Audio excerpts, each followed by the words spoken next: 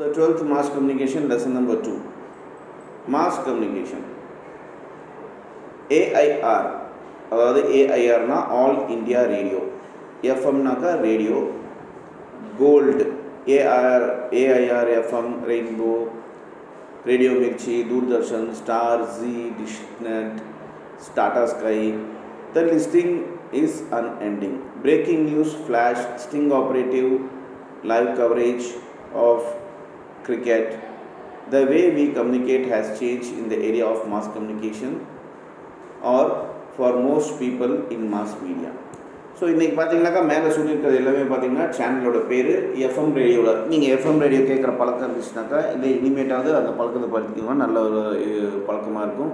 மெயினாக பார்த்தீங்கன்னா கவர்மெண்ட் இது நம்ம தமிழ்நாடு எடுத்துக்கினா கோடை எஃப்எம், இதெல்லாம் ரொம்ப யூஸ்ஃபுல்லாக இருக்கும். ஒரு தேவையில்லாத விஷயம் எதுவுமே அதில் இருக்காது, அட்வர்டைஸ்மெண்ட்ஸோ அன்னெசரி நியூஸோ அந்த மாதிரி எதுவும் இருக்காது. ஸோ அதை கேட்டு பழகிக்கோங்க. ஏஐஆர் எஃப்எம் கோல்டு அது ஒரு சேனலு. ஏஆர்னாக்கா ஆல் இண்டியா ரேடியோ கவர்மெண்ட்டோட எஃப்எம்மு. அதே ஏஆர் ரெயின்போங்கிறது அதுவும் கவர்மெண்ட் இது. ரேடியோ மிர்ச்சி வந்து ப்ரைவேட் ரேடியோ ஸ்டேஷன். தூர்தர்ஷன்கிறது India TV station, television channel. அப்புறம் ஸ்டாரு, ஜிஇ, டிஷ்நெட்டு, டாடா ஸ்கை இதெல்லாம் பார்த்திங்கனாக்கா உங்களுக்கு ப்ரைவேட் சேனல்ஸ். அது மட்டும் இல்லாமல் டிஷ்ஷு கம்பெனிஸ். இந்த மாதிரி இன்றைக்கி நம்ம நியூஸ் பார்த்திங்கன்னா பிரேக்கிங் நியூஸ் ஆகட்டும், ஃப்ளாஷ் நியூஸ் ஆகட்டும், எது வேணாலும் இன்றைக்கி லைவாக பார்க்குற விஷயங்களாகட்டும் எல்லாமே இன்றைக்கி நம்ம கம்யூனிகேட் பண்ணுற விதமே டோட்டலாக மாஸ் மீடியாவில் மாறிப்போச்சு அப்படின்னு சொல்கிறோம். We enjoy all that entertainment, music, reality shows, serials, beauty parade and fashion shows. From newspaper and magazine we had moved over to films, televisions and internet. All these are different forms of mass media, and what they do is to communicate with a large unseen audience nationally and internationally. So இன்றைக்கி பார்த்தீங்கன்னா நம்ம entertainment எல்லாமே enjoy பண்ணுறோம். Music ஆகட்டும், reality shows ஆகட்டும், serial ஆகட்டும், beauty parade ஆகட்டும், fashion shows ஆகட்டும், இல்லை லைவ் கான்சர்ட் ஆகட்டும், எது வேணாலும் நம்ம வீட்டில் உட்காந்து டிவியில் பார்த்திங்கனாக்கா பார்த்துக்குறோம். இல்லை நியூஸ் பேப்பர் மேக்சின் மூலமாக நம்ம இதெல்லாமே தெரிஞ்சுக்கிறோம், இன்டர்நெட் மூலமாக தெரிஞ்சுக்கிறோம். ஸோ இது எல்லாமே பார்த்தோன்னா different forms of mass media. இது நம்மக்கிட்ட கம்யூனிகேட் பண்ணுது. நம்ம பார்க்காத விஷயத்தை பார்த்திங்கனாக்கா அது இல்லாமல் இது நிறைய ஆடியன்ஸ் வந்து கவர் பண்ணுது. இப்போ எல்லோரும் நேரில் போய் கிரிக்கெட் மேட்ச் பார்க்க முடியுமானாக்கா முடியாது. ஆனால் டிவியில் உட்காந்து, மொபைலில் உட்காந்து, இன்டர்நெட்டில் எல்லோரும் பார்க்குறாங்க. ஸோ இது நேஷ்னலையும் சரி இன்டர்நேஷ்னலையும் சரி இன்றைக்கி மாஸ் மீடியாங்கிறது பெரிய லெவலில் கம்ஃபர்ட் ஆகிடுச்சு, எல்லாத்துக்கும் கிடைக்கிற மாதிரி ஆகிடுச்சின்னு சொல்கிறாங்க. In this lesson, you will learn the meaning of mass communication and the different forms of mass media. So, in the lesson, நம்ம mass communication என்ன, அதையாட்டம் mass media எத்தனை வகையான mass media இருக்குன்னு பார்க்க போகிறோம். First 2.1 meaning of mass communication. Mass communication என்ன, அதோட meaning இப்போ சொல்கிறாங்க. The simple definition of mass communication is public communication transmitted electronically or mechanically. இது ரொம்ப முக்கியமான டெஃபினிஷன்ஸ் பார்த்துக்கோங்க. ஒரு பப்ளிக் கம்யூனிகேஷன் வந்து எலக்ட்ரானிக் மூலமாகவோ இல்லை மெக்கானிக்கல் மூலமாகவோ பாஸ் பண்ணுறது தான் மாஸ் கம்யூனிகேஷன் அப்படின்னு சொல்கிறாங்க. So in this way message are transmitted or sent to large perhaps millions and billions of people spread across the world. So இந்த மாதிரி பார்த்திங்கனாக்கா இந்த மாஸ் கம்யூனிகேஷன் மூலமாக உலகத்தில் இருக்க பல்லாயிரம் கோடி மக்களுக்கு பார்த்திங்கனாக்கா இந்த உலகத்தில் இருக்கிற பல்லாயிரம் கோடி மக்களுக்கு இந்த மெசேஜ் வந்து பாஸ் பண்ண முடியுது இந்த மாஸ் மீடியா மாஸ் கம்யூனிகேஷனால் அப்படின்னு சொல்கிறாங்க. How are these message sent, எப்படி இந்த மெசேஜ் எல்லாம் அனுப்பப்படுது அப்படின்னா they are sent through different forms of mass media such as newspaper, magazines, films, radios, televisions and internet. Media is the plural of word medium or means of communication. So இந்த அளவுக்கு கம்மியான நேரத்தில் அத்தனை பேர்த்துக்கும் இந்த communication எப்படி போய் reach ஆகுது அப்படின்னாக்கா news paper, மேக்சின், films that is movies மூலமாக, ரேடியோ, டெலிவிஷன் அண்ட் இன்டர்நெட் மூலமாக இது வந்து டக்குன்னு எல்லாராலையும் பார்க்க முடியுது அப்படின்னு சொல்கிறாங்க. அதேட்டம் இந்த வேர்டு மீடியாங்கிற வேர்டுங்கிறது இன்னொரு வேர்டோட ப்ளூரல். என்ன வேர்டோட ப்ளூரல்னால் மீடியம் அப்படிங்கிற வேர்டோட ப்ளூரல் தான் மீடியா. இதுக்கு என்ன அர்த்தம்னாக்கா மீன்ஸ் ஆஃப் கம்யூனிகேஷன். நிறைய மீன்ஸ் ஆஃப் கம்யூனிகேஷன் இருக்குது, அதுதான் இங்கே குறிக்குது. இப்போ கீழே ஒரு பிக்சர் பார்க்கலாம். இதில் various types of means of media இருக்குது. மைக் இருக்குது, அதாவது ஆடியோ மீடியா, ஃபிலிம் ரோல் இருக்குது, தட் இஸ் மூவிஸு, அப்புறம் டிவி இருக்குது, ரேடியோ இருக்குது, டிஷ் ஆண்டனா இருக்குது, கேமரா இருக்குது. ஸோ இது எல்லாமே பார்த்தீங்கன்னாக்கா மாஸ் மீடியாவில் இருக்க ஒரு டைப்ஸு. இது மாஸ் கம்யூனிகேஷன் கொடுக்குது. Right. Means of communication is also called channel of communication. Mass communication can therefore also be defined as who says what, in which channel, to whom, with what effect. So ஒரு mass கம்யூனிகேஷன்னா என்ன அப்படின்னா முதல்ல இது ஒரு channel of communication. இந்த mass communication பார்த்திங்கன்னா முதல்ல யார் சொல்கிறா, என்ன சொல்கிறாங்க, எதில் சொல்கிறாங்க, அதாவது எந்த சேனலில் சொல்கிறாங்க, யாருக்கு சொல்கிறாங்க, இந்த சொல்கிறது மூலமாக என்ன எஃபெக்ட், இந்த 5 விஷயமும் கிளியராக இருந்தால் தான் அது ஒரு பர்ஃபெக்டான கம்யூனிகேஷன் அப்படின்னு சொல்கிறாங்க. ஸோ கீழே ஒரு பிக்சர் கொடுத்துருக்காங்க, அதை பார்க்கலாம். ஃபஸ்ட்டு ஹூ இருக்குது, அப்புறம் சேஸ் வாட் இருக்குது, அப்புறம் இன் விச் சேனல் இருக்குது, அப்புறம் டு ஹூம்னு இருக்குது, அப்புறம் வித் வாட் எஃபெக்ட்னு இருக்குது. ஸோ ஹூ அதாவது யார் கம்யூனிகேட் பண்ணுறா, அதுதான் கம்யூனிகேட்டர்னு அங்கே கொடுத்துருக்காங்க. அடுத்த சேஸ் வாட் என்ன சொல்கிறாங்க, என்ன மெசேஜ் சொல்கிறாங்க அந்த கம்யூனிகேட்டர். அப்புறம் எந்த சேனல்னால் நீங்கள் பார்க்குற டிவி பார்க்குற சேனல் கிடையாது, அது வந்து ரேடியோவா இல்லை டிவியா இல்லை மூவியா இல்லை மேக்சினா இல்லை நியூஸ் பேப்பரா, இந்த மாதிரி தான் சேனல்ஸ்ன்னு சொல்கிறாங்க. அதை விட டு ஹூம் யாருக்காக சொல்கிறாங்க, அந்த மெசேஜ் யாருக்காக சொல்கிறாங்க. யாருக்காகனாக்கா எல்லா மெசேஜும் மக்களுக்கு தேவைப்படாது. சில மெசேஜ் ஸ்டூடெண்ட்ஸ்க்கு தேவைப்படலாம், சில மெசேஜ் பார்த்திங்கனாக்கா பொலிட்டிஷியன்ஸுக்கு தேவைப்படலாம், சில மெசேஜ் பப்ளிக்கு தேவைப்படலாம், அதாவது இண்டஸ்ட்ரியலிஸ்ட்டுக்கு தேவைப்படலாம். இந்த மாதிரி விஷயங்கள்லாம் இருக்குது. ஸோ யாருக்கு அந்த மெசேஜ் சொல்கிறாங்க அந்த கம்யூனிகேட்டர், அப்புறம் அதோட எஃபெக்ட் என்ன அப்படிங்கிறது தான் கரெக்டான கம்யூனிகேஷன். இப்போ அது தனித்தனியாக கொடுத்துருக்காங்க. இப்போ நான் சொன்னது தான் அங்கே தனித்தனியாக கொடுத்துருக்காங்க. ஹூனா கம்யூனிகேட்டர் ரெஃபர் பண்ணுது, சேஸ்னா என்ன அப்படின்னு சொல்லிட்டு. So with what effect, this refers to the impact of message on the channel or medium. Let us assume that you have been informed about an event in a newspaper or on a radio of a social message. If this has changed your attitude towards the social evil like dowry, or if a film song on a television has entertained you, it may be called as effect. So எஃபெக்ட்னா என்ன, அந்த மெசேஜோட effect என்ன அப்படின்னு எதை வச்சு சொல்கிறாங்கன்னா, இப்போ ஒரு மெசேஜ் நீங்கள் கேட்குறீங்க, நியூஸ் பேப்பரில் படிக்கிறீங்களா, ரேடியோவில் கேட்குறீங்க, என்னென்னா டவுரி இந்த வரதட்சணை பற்றி கேட்குறீங்க, அது பார்த்தா உங்களுக்கு ஒரு கோவம் வரும், ஏன்னா இந்த மாதிரிலாம் இருக்குது அப்படின்னு சொல்லிட்டு. ஸோ இதுதான் எஃபெக்ட்டு. அதே மாதிரி டிவிலேயோ ரேடியோலேயோ ஒரு பாட்டு கேட்குறீங்க, ஒரு பாட்டு பார்க்குறீங்க, அது உங்களுக்கு நல்லா இருக்குது, இந்த நல்லா இருக்கிறது தான் எஃபெக்ட்டு. ஸோ இதுதான் கம்யூனிகேஷனோட எஃபெக்ட் அப்படின்னு சொல்கிறாங்க. People who make films, write news, produce radio and television programs or advertisements are all communicators. You have message for you. Who have message for you? The medium through which messages are communicated, such as newspaper, radio or television, are the channels. That brings us to the function of mass communication. இப்போ நீங்கள் படம் பார்க்கலாம், இல்லை ரேடியோவில் ஏதாவது program கேட்கலாம், இல்லை டிவியில் ப்ரோக்ராம் பார்க்கலாம், இல்லை அட்வர்டைஸ்மெண்ட்ஸ் பார்க்கலாம். இவங்க எல்லாமே பார்த்தீங்கன்னா கம்யூனிகேட்டர். இவங்க உங்கள்கிட்ட ஏதோ ஒன்று விஷயத்தை கம்யூனிகேட் பண்ணுறதுக்காக தான் இது எல்லாமே சொல்கிறாங்க. அவங்க எடுத்துக்கிற விதம், தட் இஸ் ரேடியோவில் இருக்கலாம், நியூஸ் பேப்பரில் இருக்கலாம், டிவியில் இருக்கலாம், இது எல்லாத்தையும் பார்த்தீங்கன்னாக்கா மீடியம்னு சொல்லுவாங்க, இல்லாட்டி சேனல்ஸ்னு சொல்லுவாங்க. அது மூலமாக உங்களுக்கு சொல்கிறாங்க அப்படின்னு சொல்லுவாங்க. 2.2 ஃபங்க்ஷன்ஸ் ஆஃப் மாஸ் கம்யூனிகேஷன். இப்போ மாஸ் கம்யூனிகேஷன்ஸ்க்கு ஒரு சில ஃபங்க்ஷன்ஸ் இருக்குது. மெயின் ஃபங்க்ஷன்ஸ் என்னன்னாக்கா inform, to educate and to entertain. So mass communication வந்து முதல்ல மக்களுக்கு ஏதோ ஒரு இன்ஃபர்மேஷன் கொடுக்கறதுக்காக இருக்குது, அதுக்கப்புறம் மக்களுக்கு ஏதோ ஒரு விஷயம் எஜுகேட் பண்ணுறதுக்காக இருக்குது, அது மாட்டம் மக்களுக்கு என்டர்டெயின்மெண்ட் பண்ணுறதுக்காக தான் இருக்குது. ஸோ இந்த 3 விஷயம் தான் மாஸ் கம்யூனிகேஷன் பண்ணுது. அது எந்த வகையில் கூட இருக்கலாம், டிவியாக இருக்கலாம், மூவியாக இருக்கலாம், இல்லை தட் இஸ் ரேடியோவாக இருக்கலாம், நியூஸ் பேப்பராக இருக்கலாம், எதாக இருக்கலாம். ஆனால் இந்த 3 விஷயத்துக்காக தான் மாஸ் கம்யூனிகேஷன் இருக்குது. These are the functions of media, that is inform, educate and entertain. Let us learn more about the functions of media. Those who write, direct and produce programs are people who give us message. Let us consider the example of a news bulletin on radio or television or news item in a newspaper. They inform us of some events or happenings. A new president is elected, the country has developed a new missile, India has beaten Pakistan in cricket, 25 killed in bomb blast. All these inform us. These are properly designed or written message given by people who are communicators. சரி, இங்கே ஒரு example கொடுத்துருக்காங்க. இப்போ யார் communicator அப்படின்னா, இப்போ நீங்கள் இப்போ ஒரு ப்ரோக்ராமோ இல்லை ஒரு நியூஸோ நமக்கு பார்க்குறோம் அப்படின்னா அது முதல்ல ஸ்கிரிப்ட் எழுதியிருப்பாங்க, அதுக்கப்புறம் அதை டைரக்ட் பண்ணுவாங்க, அதுக்கப்புறம் ப்ரொடியூஸ் பண்ணுவாங்க, அதுக்கப்புறம் தான் மக்களுக்கு என்ன மெசேஜ் சொல்லணுமோ அதை மட்டும் சொல்லுவாங்க. அது நியூஸாக இருக்கட்டும், அது ரேடியோவில் வரலாம், டிவியில் வரலாம், நியூஸ் பேப்பரில் வரலாம், எதில் வேணால் வரலாம். ஃபார் எக்ஸாம்பிள், இப்போ நம்ம இந்தியாவுக்கு ஒரு நியூ பிரசிடெண்ட் எலெக்ட் ஆகிருக்காங்கனாக்கா இது ஒரு நியூஸு.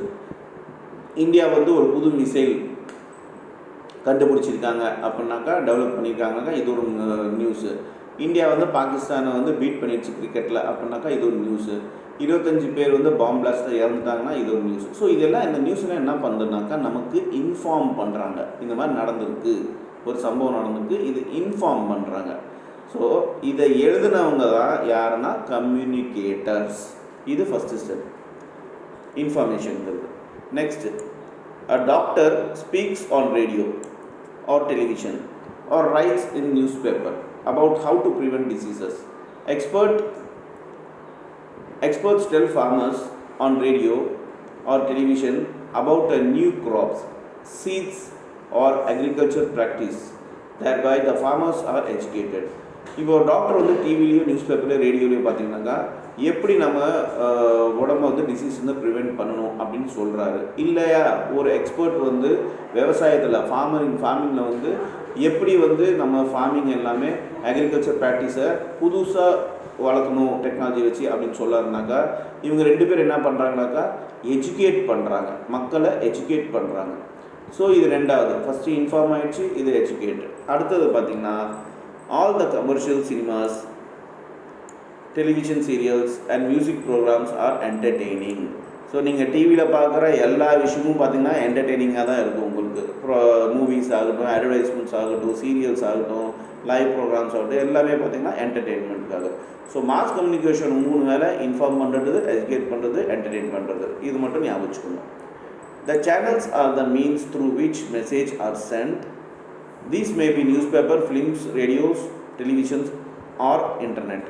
So the channels இந்த ரேடியோ மூலமாக, டெலிவிஷன் மூலமாக, மூவி மூலமாக, இன்டர்நெட் மூலமாக தான், நியூஸ் பேப்பர் மூலமாக தான் நமக்கு மெசேஜை அனுப்பணும். Mass media have tremendous impact on the readers, listeners and viewers. That is the effect. People watch an advertisement on television and buy products. They are motivated to buy products to satisfy needs. இப்போ நம்ம வீட்டில் இருக்க முக்கால்வாசி products நம்ம எப்படி வாங்கியிருப்போம்னாக்கா ஏதோ ஒரு advertisement பார்த்து தான் வாங்கியிருப்போம். அந்த அட்வர்டைஸ்மெண்ட் எங்கே வேணால் பார்த்துக்கலாம். ரேடியோவாக இருக்கலாம், இல்லை பக்கத்து வீட்டில் யாராவது சொல்லியிருந்துருக்கலாம், இல்லை டிவியாக இருக்கலாம், இல்லை நியூஸ் பேப்பராக இருக்கலாம், எப்படி இல்லை இன்டர்நெட்டாக இருக்கலாம். இன்றைக்கி முக்கால்வாசி பேர் எல்லோரும் மொபைலில் தான் பார்த்துட்ருக்கோம். ஸோ அது மூலமாக இருக்கலாம். ஸோ இதுதான் மாஸ் மீடியா ஒரு பெரிய இம்பேக்ட் கொடுத்துருக்கு ரீடர்ஸ் மத்தியிலையும், லிசனர்ஸ் மத்தியிலையும், வியூவர்ஸ் மத்தியிலையும் சொல்கிறாங்க. When India became independent, agriculture in the country was not developed. We did not produce enough rice or wheat to feed our people. We were importing food and the population was also growing fast. There were too many mouths to feed. So the government used the media, especially radio, to change this situation. The farmers, who were mostly illiterate, were told to use the right seed, fertilizer and new techniques of farming. The effects was remarkable. We went through the revolution in agriculture and was called the Green Revolution. Similarly, the media stressed on the need of small families for small families. Many people followed the small family norm and decided to have only 2 or 3 children. So நம்ம சுதந்திரம் வாங்கும்போது பார்த்திங்கனாக்கா India 90% agriculture, விவசாயத்தை நம்பி தான் இருந்துச்சு. Most of them were farmers. எல்லோரும் விவசாயியை நம்பி தான் வாழ்ந்துட்டு இருந்தாங்க.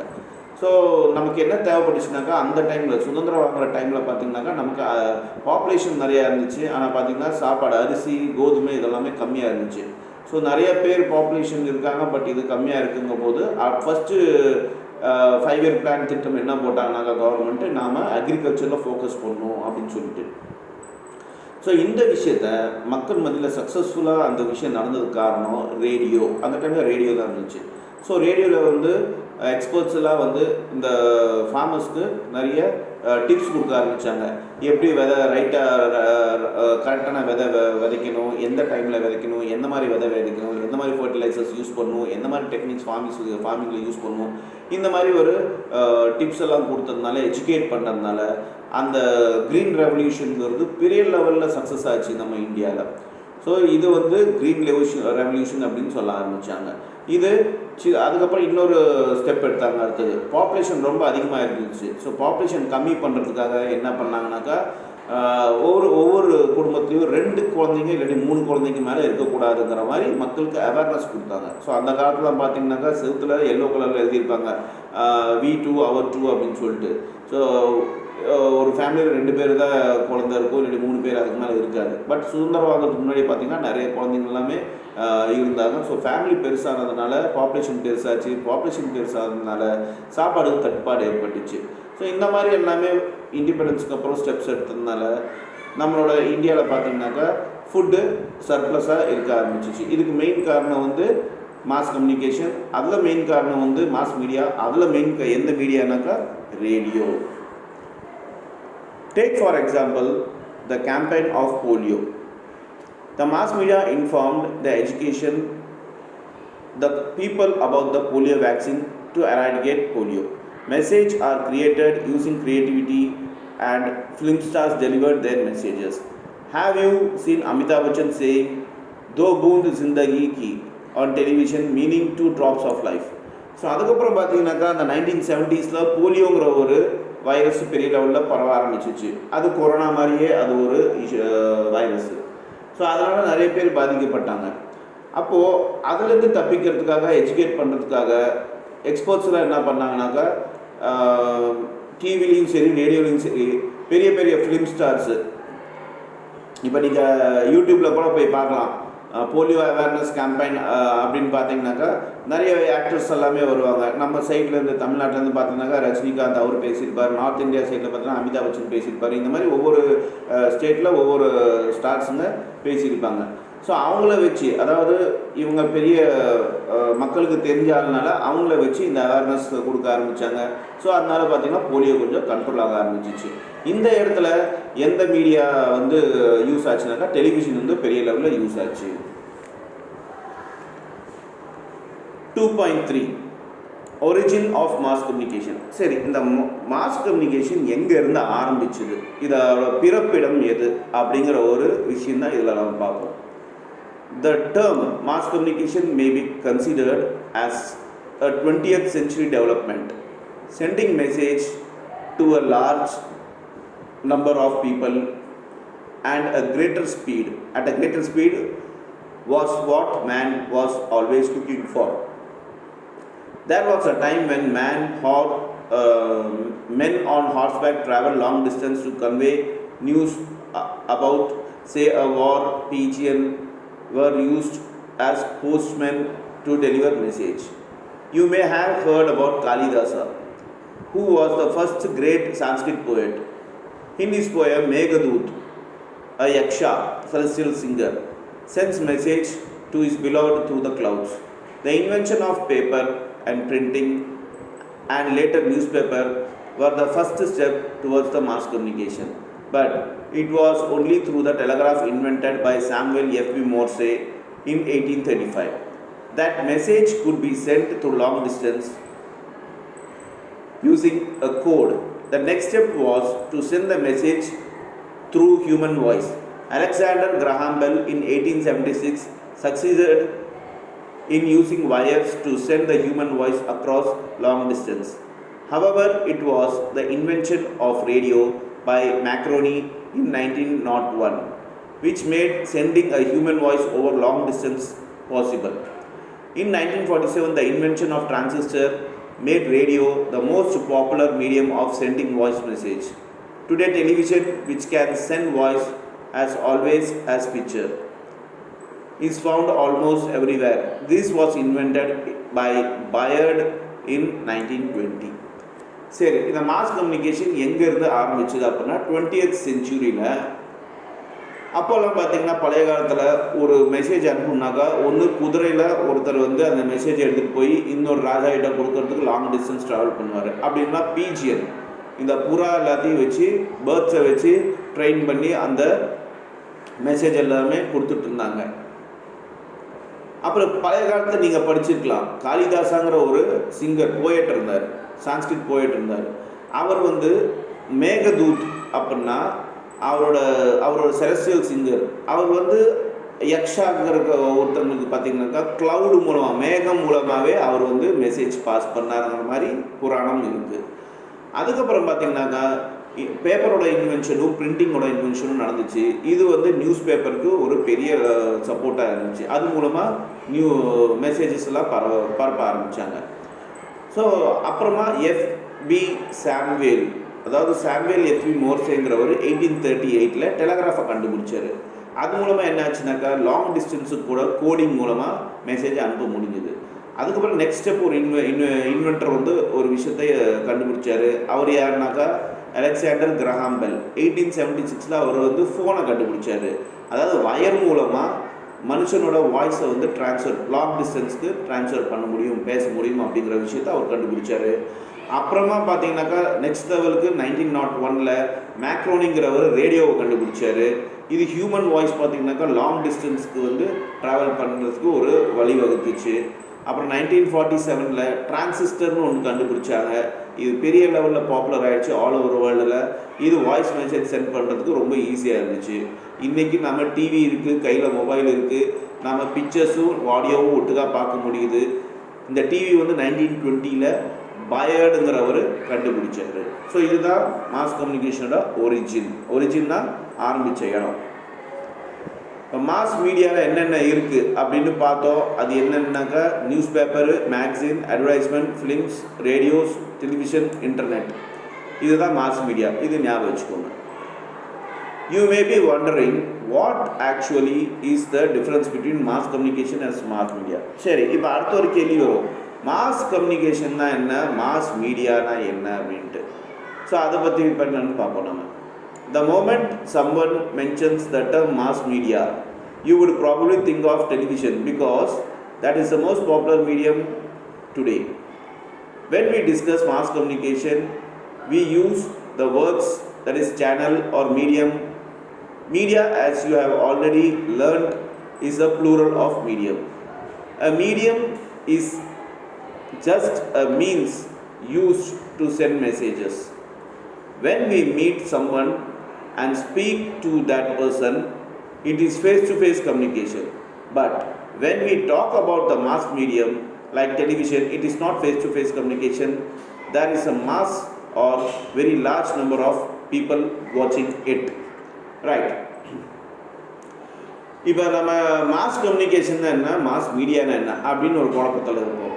இங்கே என்ன சொல்கிறாங்கன்னா, இப்போ நம்ம மாஸ் மீடியாவே டெலிவிஷன் ஞாபகம் வருது, இன்றைக்கி நம்ம கையில் மொபைல் இருக்குது, மொபைல் ஞாபகம் வரும்.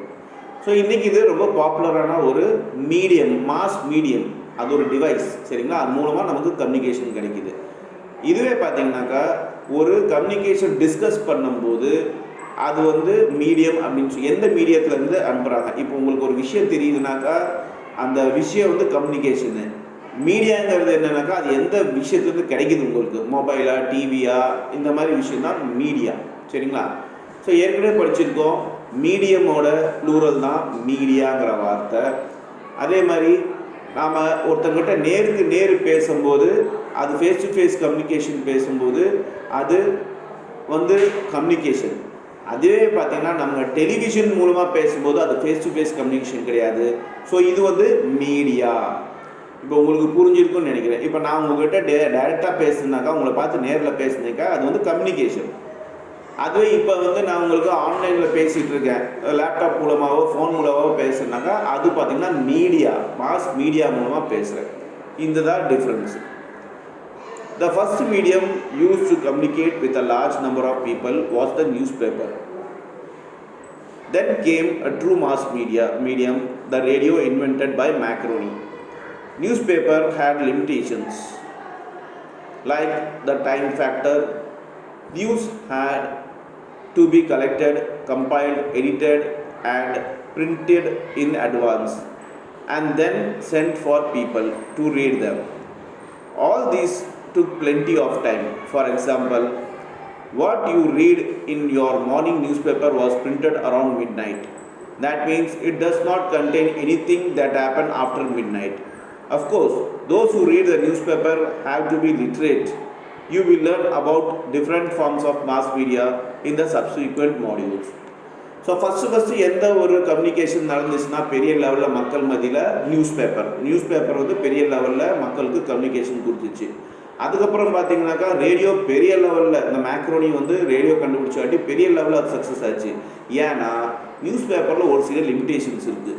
ஃபஸ்ட்டு லிமிடேஷன் என்னென்னா டைம் ஃபேக்டர்னு என்னென்னாக்கா இன்றைக்கி காலையில் நீங்கள் கடையில் ஒரு நியூஸ் பேப்பர் வாங்கினீங்கன்னா அது நேற்று நைட்டே அவங்க பிரிண்ட் அடிச்சிருப்பாங்க. ஸோ நேற்று நைட்டு வரைக்கும் நடந்த விஷயம் தான் அதில் பிரிண்ட் ஆகிருக்கும். ஆனால் இன்றைக்கி இப்போ நடந்த விஷயம் வரைக்கும் அது இருக்காது. ஸோ அதோட டைம் லிமிடேஷனாக இருந்துச்சு. அடுத்த ஒரு எக்ஸாம்பிள், அது ஒரு நியூஸ் பேப்பர் வந்து இன்னொரு ப்ராப்ளம் என்ன ஆயிடுச்சுனாக்கா, நியூஸ் பேப்பர் படிக்கணுனாக்கா முதல்ல அதுக்கு படிச்சிருக்கணும். படித்தவங்க மட்டும் தான் நியூஸ் பேப்பர் படிக்க முடியும். ஸோ இது ஒரு பெரிய மைனஸ் பாயிண்ட்டாக இருந்துச்சு. பட் அதுவே டெலிவிஷனில் பார்த்தீங்கன்னாக்கா படிக்காதவங்க கூட பார்க்கலாம், அதோட உட்காந்த இடத்துல பார்க்கலாம். இன்னொன்று நிமிஷத்துக்கு நிமிஷம் என்ன புதுசாக நடக்குதோ பிரேக்கிங் நியூஸ் எல்லாம் நம்ம பார்க்கலாம் டிவியில். உடனே நமக்கு வந்து அது கிடைக்க ஆரம்பிச்சிருச்சு நியூஸ் எல்லாமே. ஸோ இந்த மாதிரி தான் இப்போ அடுத்தடுத்த லெசனில் நம்ம டாப்பிக்கில் பார்த்திங்கனாக்கா நம்ம எந்தெந்த மாதிரி மீடியாஸ் வந்துச்சு, அது எப்படி எல்லாமே அதோட ப்ளஸ் பாயிண்ட் எல்லாம் மைனஸ் பாயிண்ட் என்னன்னு நம்ம பார்க்க போகிறோம்.